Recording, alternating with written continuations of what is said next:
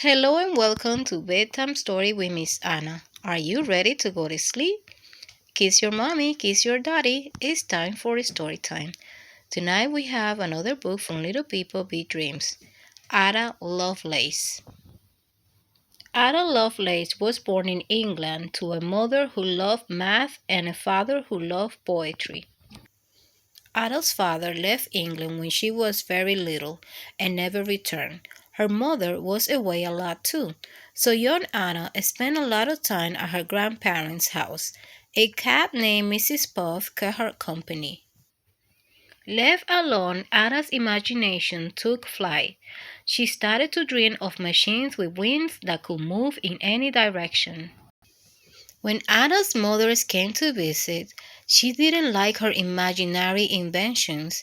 She wanted her to concentrate on math and logic and nothing else.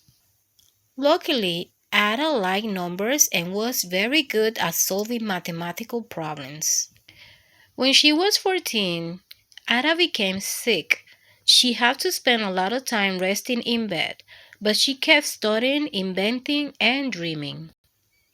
After these 3 long years, Ada got better. She went to London and was introduced to a famous mathematician named Charles Babbage.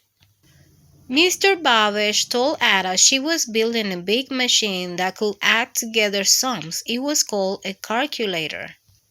The calculator could not sum so quickly, it was like magic. Most people couldn't understand how it worked, but Ada was fascinated. Ada thought she could use math to make the calculator do even more amazing things.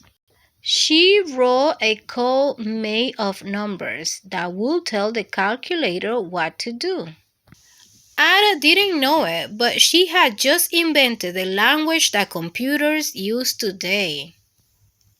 Little Ada, who loved both numbers and poetry, had become the world's first computer programmer. She showed that when you use science and imagination, your dreams can take flight. This is Ada Lovelace, born in 1815 and died in 1852. I have one more book for you from Little People Big Dreams, Georgia O'Keeffe. Little Georgia grew up with 6 brothers and sisters on a farm near Sun Prairie, Wisconsin. But while they played games, Georgia preferred to look at the world around her. At school, Georgia was always more inspired by the colors she saw through the classroom window than the numbers written on the blackboard.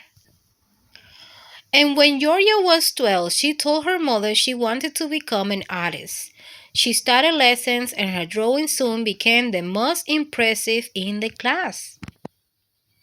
Georgia moved to Chicago and then New York to keep studying art, but everyone in the city was so busy. They didn't have time to notice beauty in the little things around them, like things like a flower. She decided to paint that tiny flower by putting her nose very close to it. Suddenly, the littlest flower became the most enormous painting. No one could ignore its beauty. A famous photographer named Alfred saw Georgia's painting and wanted to share her work with the world. He put together an exhibition of her artwork. Georgia's painting left the public wide-eyed in amazement. They just couldn't figure out what they were looking at. But Alfred understood her paintings. He was an artist too. Soon they realized they were made for each other and got married. Inspired by New York, Georgia decided to paint towering skyscrapers as only a child would have painted them. For her, the city was made of enormous squares. And when summer came, Georgia visited New Mexico. She immediately fell in love with the desert. She painted crosses, sand dunes, and even the skulls of dead animals. They were all fascinating to her. She loved every stone, every bone, and every color of the lonely desert. She painted every single day in a house nestled between red hills. Nothing was too small or too ordinary for her. Through her art, Georgia flew all around the world to different museums. They call her the mother of American modernism.